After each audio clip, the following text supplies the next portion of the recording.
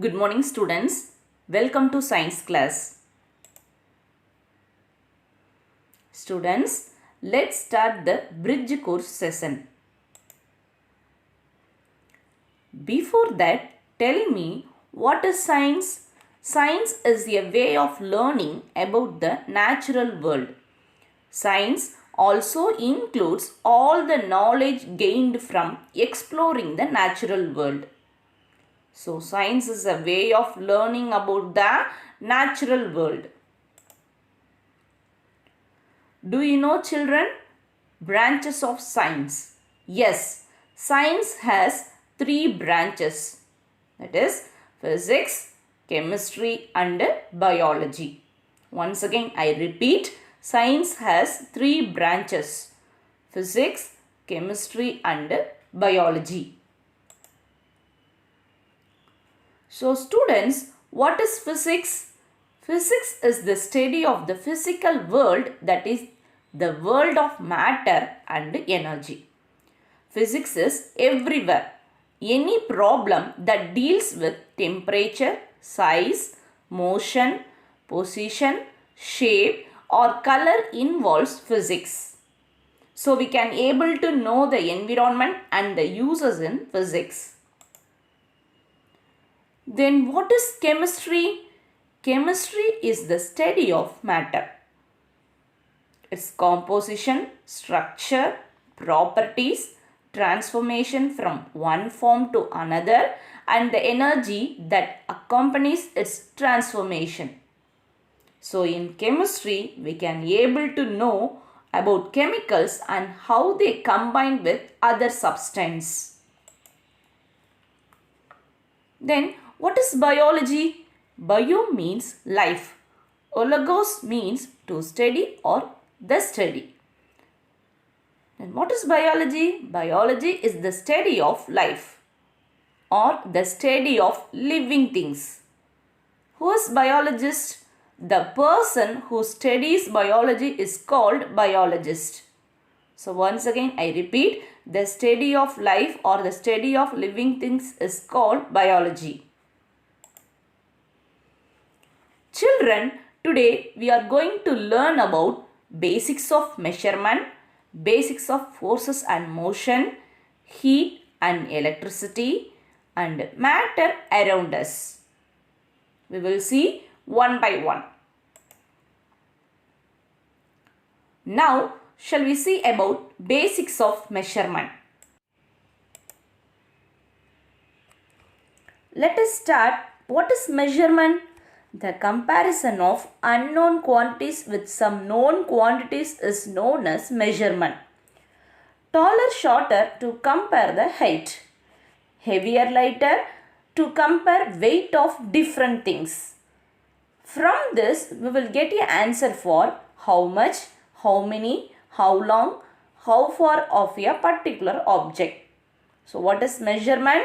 The comparison of unknown quantities with some known quantities is known as measurement.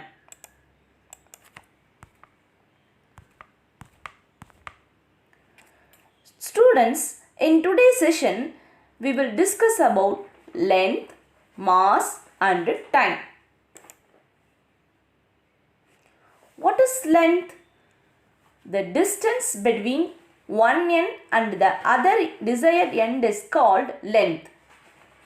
Once again I repeat, the distance between one end and the other desired end is called length. In this picture, the person measuring length of table. Like this, we will measure a length of book, pen or any object using scale or measuring tape.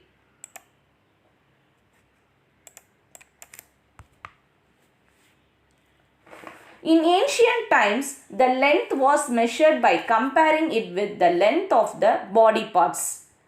For example, footstep, cubit or arm's length, that is tip of finger to elbow. Next one, handspan, it is a tip of thumb to tip of little finger. So these are the ancient measurement units of length. We can see here the length of table measured by handspan. You will notice there is a difference in two measurements. See the picture carefully, students.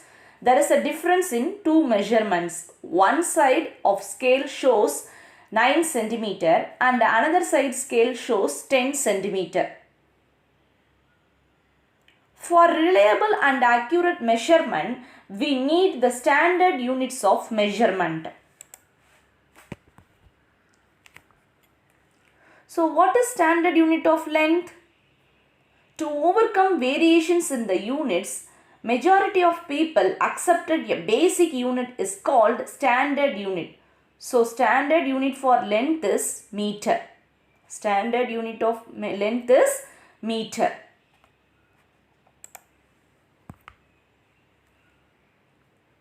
Like that, smallest unit of length is millimeter and centimeter. Once again I repeat, smallest unit of length is millimeter and centimeter. 1 centimeter is equal to 10 millimeter. 1 centimeter is equal to 10 millimeter.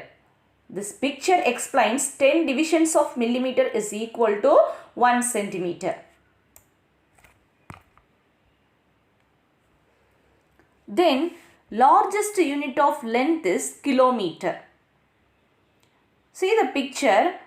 This picture explains the distance between Dindigul to Chennai is 386 km.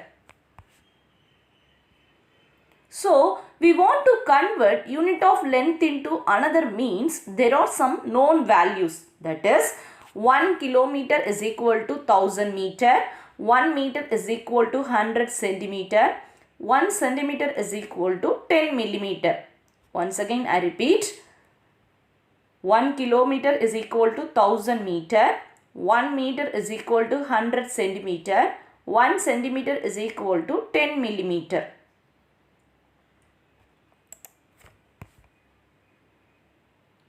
Then tell me, what is mass? Mass is the measure of the amount of matter in an object. Mass is the measure of the amount of matter in an object. The SI unit of mass is kilogram. The SI unit of mass is kilogram. Let's see some measuring tools for mass. First one, beam balance. Beam balance is a measuring tool used to measure mass. Beam balance is a measuring tool used to measure mass. It works by comparing mass of objects. It's work by comparing mass of objects. This mass is also called standard mass. This mass is also called standard mass. Second one is electronic balance. It is a device used to find accurate measurements of weight. You can see this type of balance used in jewelry shops, grocery stores, and mainly used in chemical laboratories for measuring weight of chemicals. At last, we will learn about time. Day changes into day and night. Seasons also change. So, how to measure time? So, you are using clock and know the time. Time determines our day-to-day activities. In running race, each second determines the winner. So, pulse speaks our precious time in hospital. Oximeter is a device used to find pulse rate. Once again I repeat, oximeter is a device used to find pulse rate. Like that, odometer is a device used to indicating distance on travel by an automobile. Odometer is a device used to indicating distance travelled by automobiles. Students, in earlier days, people used sand clock and sundial clock to measure time. The shadow cast by a stick can be used to estimate time. In shadow clock, shadow cast by a stick can be used to estimate time. In sand clock, flow of sand in upper bulb to the lower one. These are rough methods for counting passage of time. Now we are going to learn about forces and motion.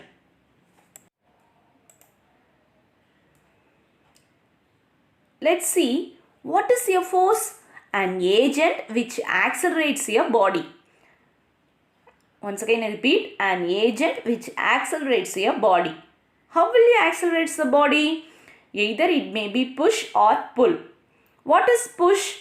Push is a force to move something or someone away from oneself. What is pull? Pull is a force to move something or someone toward oneself. Let's see some examples for pull and push. Pulling the zip in shirt, tying the knot in shoe, climbing rope, taking book from shelf, opening the door, wearing the socks are the examples of pull. Then rolling the ball, pressing glue from bottle, throwing the objects, kicking the ball, put away a book, writing a book are the examples of push. Students, force is classified into two types. Contact force and non-contact force. Once again I repeat, force is classified into two types. Contact force and non-contact force. First we will see contact force. The force is executed by touching the body. The force is executed by touching the body. So this type of force is called contact force. Let's see the examples of contact force. Wind is making a flag flutter. Wind is making a flag flutter. Here wind is touch the cloth. Then only the flag is fluttering. So there is the contact force between the wind and the flag cloth. See the next example. A cart pulled by a bullock. A cart pulled by a bullock. Second one, non-contact force. The force is applied without touching the object. Such forces are known as non-contact forces. Once again I repeat, the force is applied without touching the object. Such forces are known as non-contact forces. See the first example, magnetism. Here one object attracts another object without touching. See the second example, gravitational force. Due to gravitational force, the object reaches the surface. There is no contact between the tree and the surface. So it is an example for non-contact force.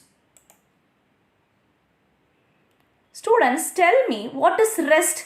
A body is said to be at rest if does not change its position with respect to its surroundings. Once again I repeat, a body is said to be at rest if it does not change its position with respect to its surroundings. Now tell me what is motion? When there is a change of position of an object with respect to time is called motion. Once again I repeat, when there is a change of position of an object with respect to time is called motion. Students, let's see types of motion. First one, linear motion. What is linear motion? Object moving in a straight line is called linear motion.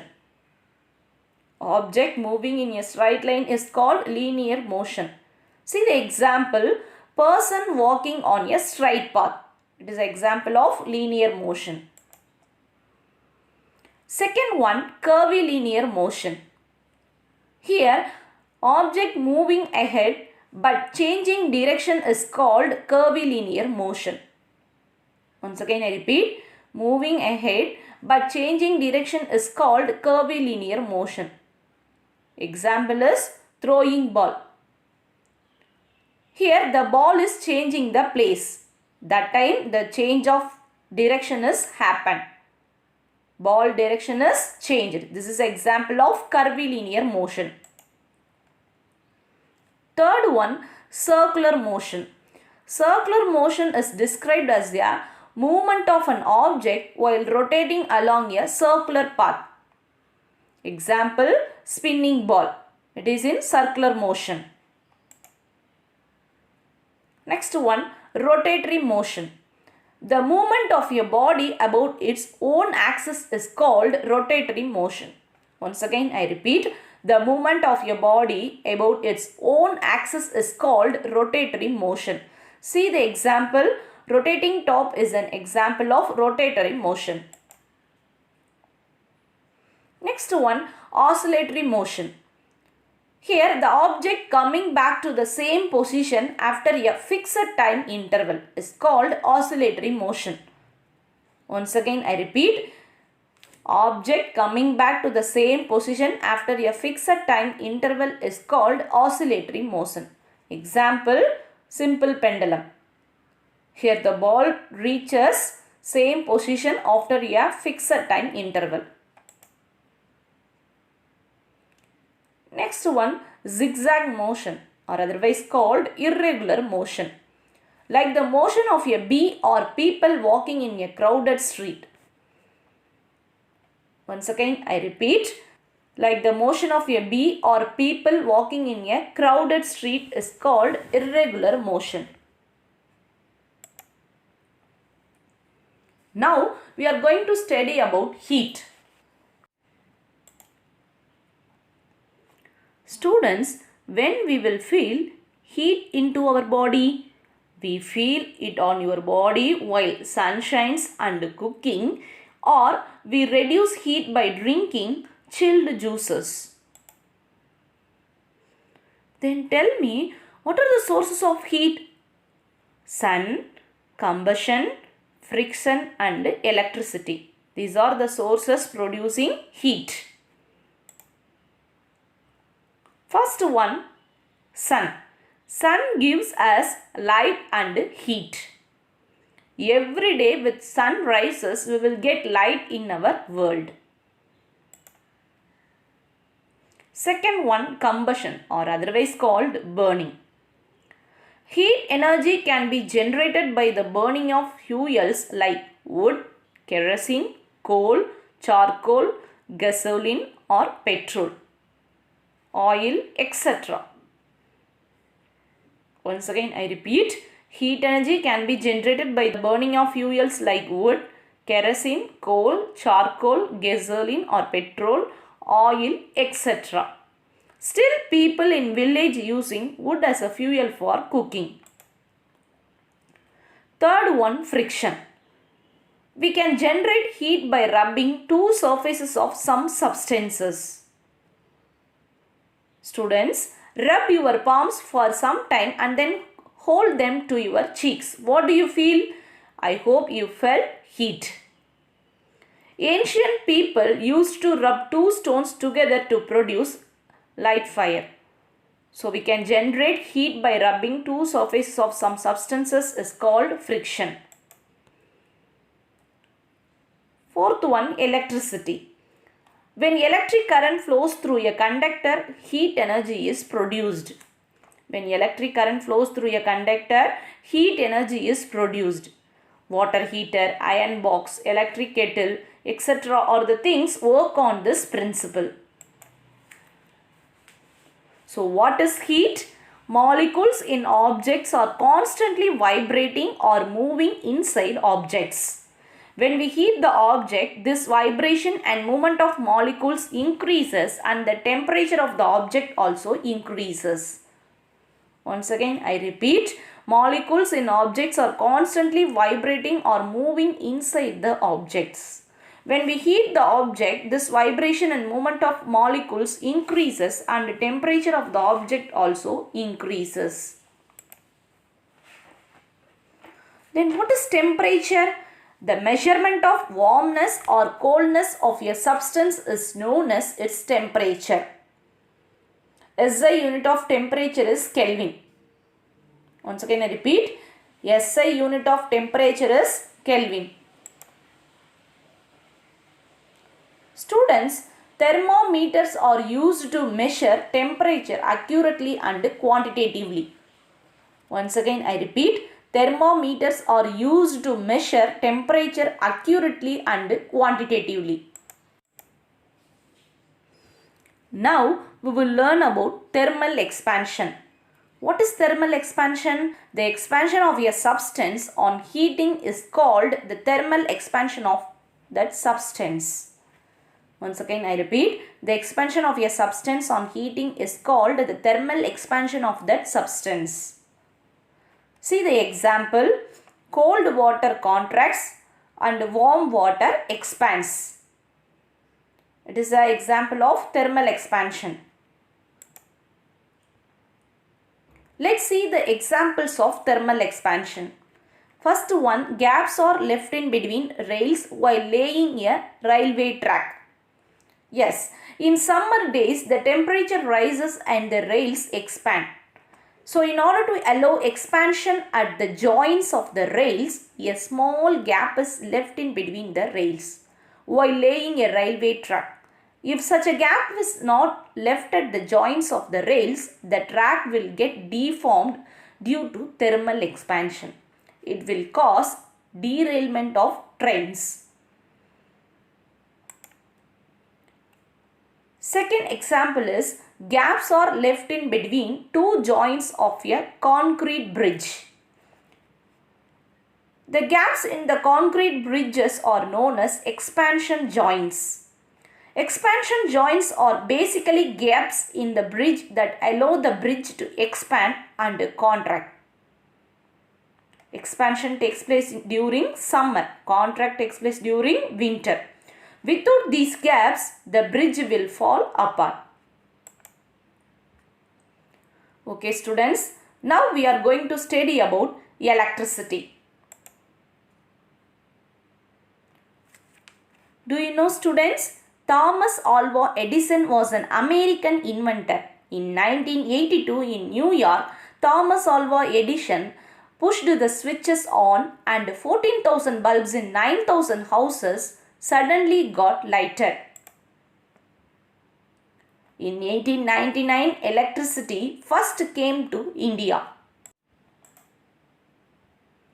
So, today electricity is a basic need of our life. Night lamp, TV, washing machine, fan, mixie and refrigerator are the home appliances working by the application of electricity. Tell me, what are the sources of electricity? Thermal power plant, hydroelectric power plant, tidal power, wind power, solar power and nuclear power plant are the sources of electricity. Students, power plants are constructed depending upon the natural resources available at that particular place. Then what is electricity? Electricity is a form of energy. Electricity is a form of energy. Do you know students the major electric power stations in Tamil Nadu? Let's see. Thermal stations located in Neyveli in Kadalur district, Ennur in Tiruvallur district.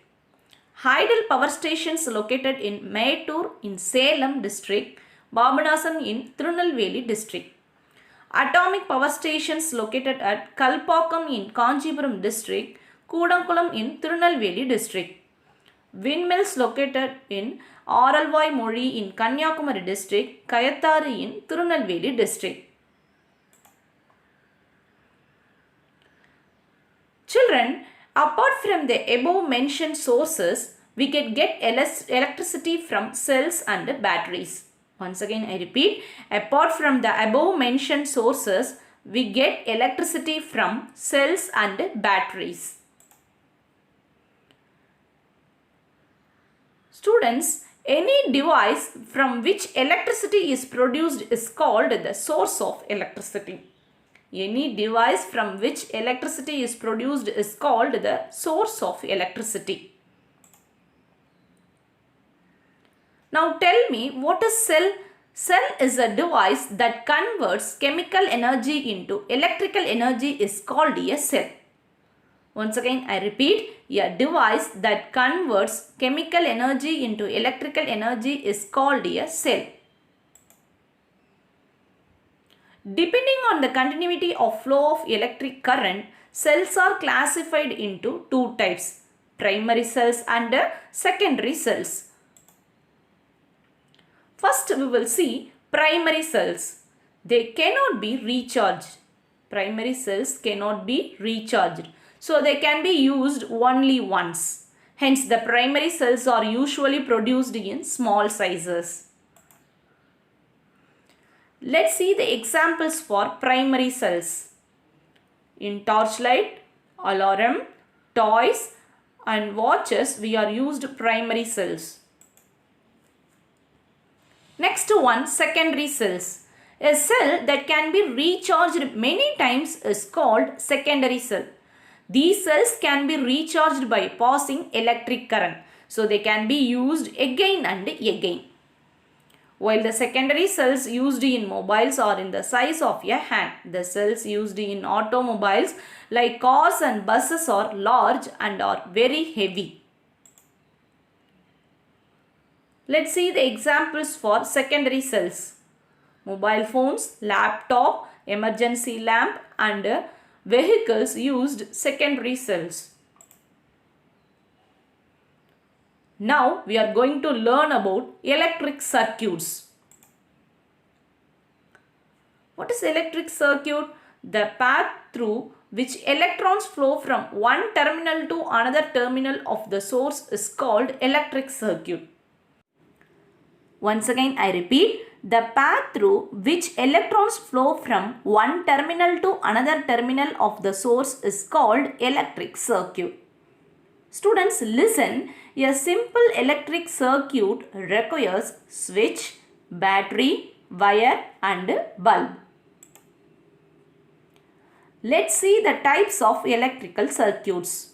First one, series circuit. Second one, parallel circuits. We will see one by one. First one, series circuit. If two or more bulbs are connected in series in a circuit, then that type of circuit is called series circuit.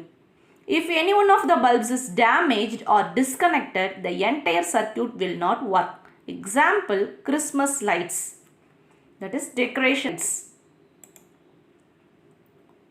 Here we will see the bridges connected one after another.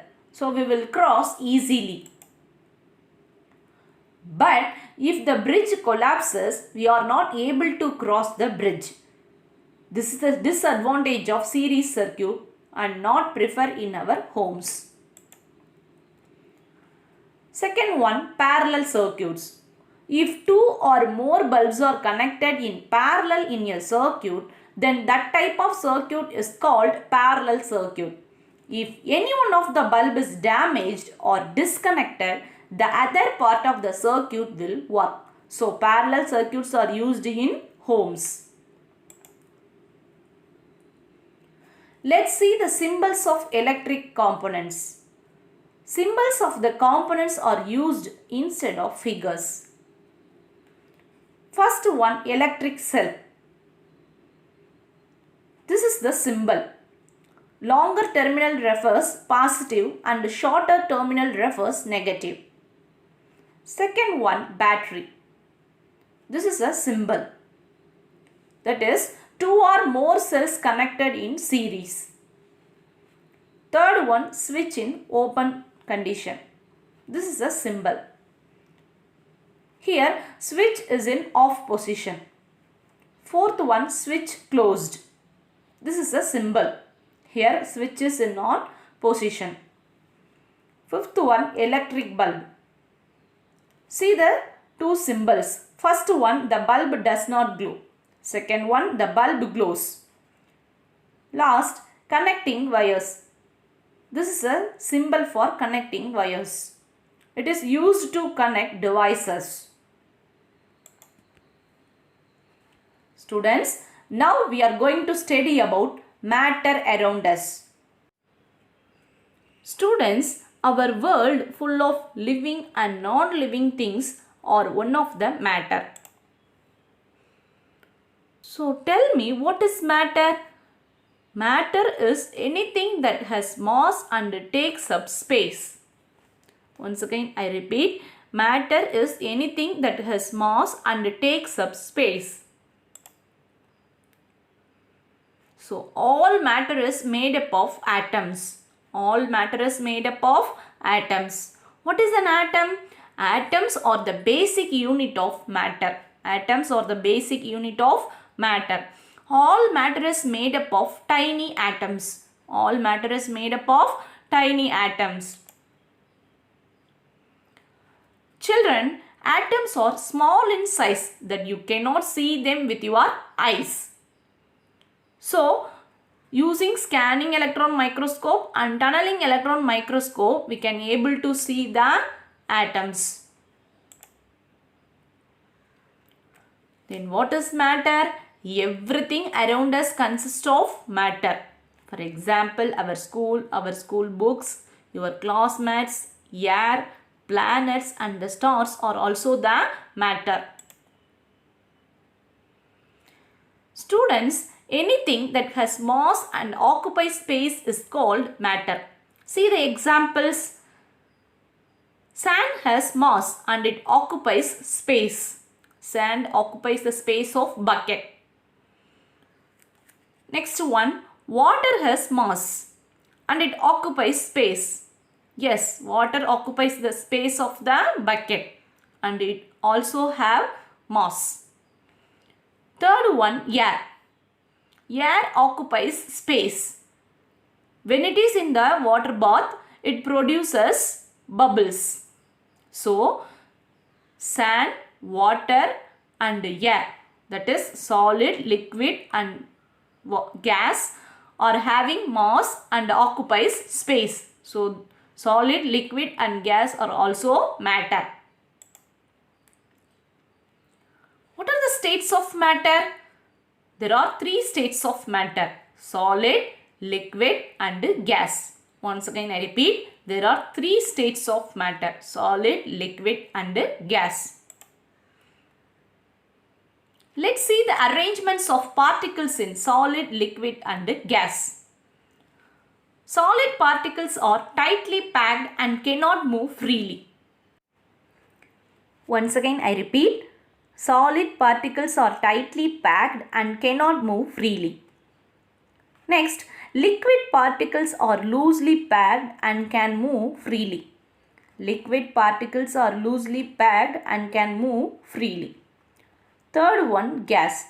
Gas particles are very loosely packed and in a continuous random motion. Once again I repeat, gas particles are very loosely packed and in a continuous random motion. Now we are going to learn about diffusion. What is diffusion? Diffusion is the tendency of particles to spread out in order to occupy the available space. Once again I repeat, diffusion is the tendency of particles to spread out in order to occupy the available space. Let's see the examples. Food flavor, agarbatti spread the smell in the room. Color solution spread the color in a water beaker. Also, spraying air freshener in a room, adding a drop of food coloring to water are the examples of diffusion. Okay students, I hope you are all benefited with today's session. Study well. Thank you.